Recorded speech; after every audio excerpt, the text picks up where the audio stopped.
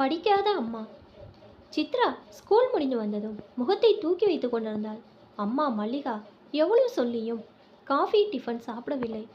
அப்பா திரவியம் வருவதற்காக காத்திருந்தாள். சித்ரா, எந்த விஷயமா இருந்தாலும் அப்பா வந்த பிறகு பேசலாம், ஒழுங்கா அடை சாப்பிட்டுட்டு டியூஷன் போ என்றாள் மல்லிகா. எனக்கு அடையும் வேண்டாம், காஃபியும் வேண்டாம். நான் டியூஷனுக்கு போக மாட்டேன். ஏன், உனக்கு எதுவுமே தெரிய மாட்டேங்கிறது. நான் எல்லாத்துக்கும் டியூஷன் டீச்சரிடம் அப்பாவிடம்தான் கேட்க வேண்டியிருக்கிறது. எங்கள் டீச்சர் கீதாவிற்கு எல்லாம் தெரிகிறது. அவர்கள் எவ்வளோ அழகான அழகான நுனிநாக்கு இங்கிலீஷ் பேசுகிறார்கள் தெரியுமா?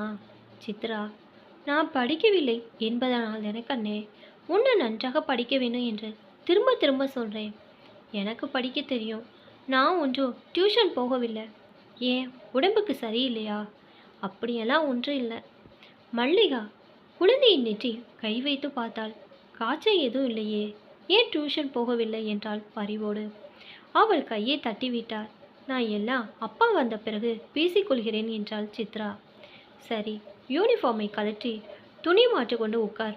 நான் ஒன்றும் செய்ய முடியாது என்ற சித்ராவை அவள் விருப்பப்படி விட்டுட்டு சமையலருக்கு சென்று மற்ற வேலைகளை கவனித்தாள் மல்லிகா. திரவிய வீட்டுக்கு வந்து டையை உரிமை போட்டுவிட்டு ஷூவை கழட்டி போட்டுவிட்டு திரும்பி பார்த்தால் சித்ரா கோபத்தில் அமர்ந்திருப்பது புரிந்தது. என்னடா சித்ரா குட்டி, என்னாச்சு என்று அருகில் வந்து தலையை ஆதரவாக தடவினான். அவள் மறுபக்கம் திரும்பி அமர்ந்து கொண்டாள். டீ கொண்டு வந்த மல்லிகா, இன்றைக்கு டிஃபன் வேண்டாம், காஃபி வேண்டாம், டியூஷன் போக மாட்டேன் என்று அடம் பிடிக்கிறாள். என்ன என்று கேட்டால் கோபத்தில் பேச மறுக்கிறாள் என்றாள். சரி சரி, நான் பார்த்து கொள்கிறேன் என்று டீயை வாங்கி கொண்டு சித்ரா குட்டிக்கு என்னம்மா ஆச்சு என்றான் திரவியம்.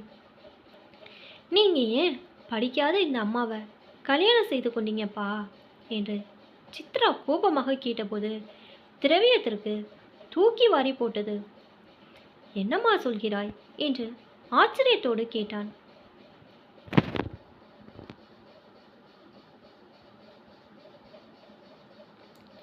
நீங்கள் எங்கள் கீதா டீச்சர் மாதிரி படித்த பெண்ணாக கட்டியிருந்தா நான் எதற்கு எடுத்தாலும் டியூஷன் டீச்சரை போய் கேட்க வேண்டிய அவசியம் வராது இல்லையா?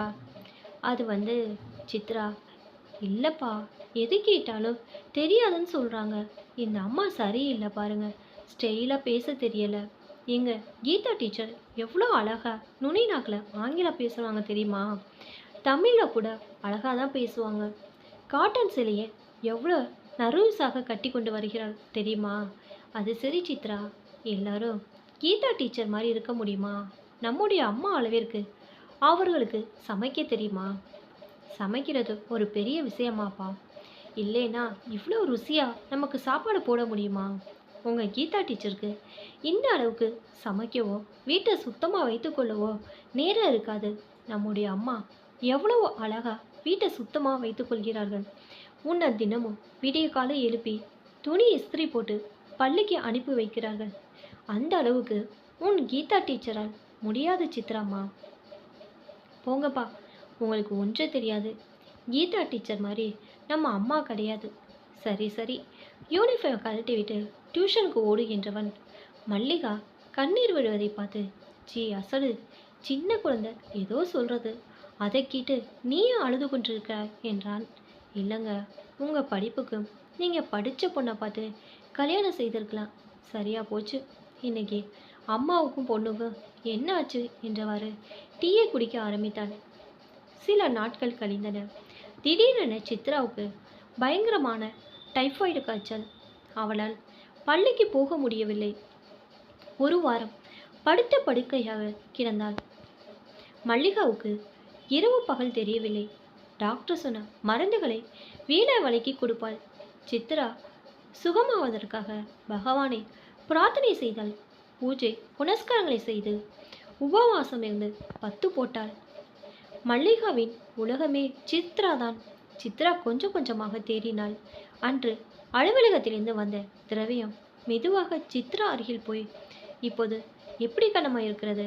நாளையிலிருந்து ஸ்கூலுக்கு போறியாம்மா என்று கேட்டார். ஆமாப்பா, இந்நேரம் உங்கள் கீதா டீச்சர் மாதிரி அம்மா இருந்திருந்தா உன்னை போட்டுவிட்டு ஸ்கூலுக்கு போயிருப்பாங்க அல்லவா? அம்மா மாதிரி ஒரு வாரம் லீவு போட்டுட்டு உன்னை அவர்களால் அருகிலிருந்து கவனிக்க முடியுமா? சித்ரா ஒரு நிமிடம் யோசித்தாள். ஆமாப்பா, நம்ம அம்மா மாதிரி நல்ல அம்மா யாரும் கிடையாது என்று அருகில் நின்ற மல்லிகாவை பிடித்து கட்டி கொண்டாள். இனி எப்போதும் அம்மா மனதை நோகடிக்க கூடாது என்ன சித்ரா என்று திரவியம் கேட்க, சாரிம்மா என்று மல்லிகாவின் கன்னத்தில் முத்தமிட்டாள் சித்ரா.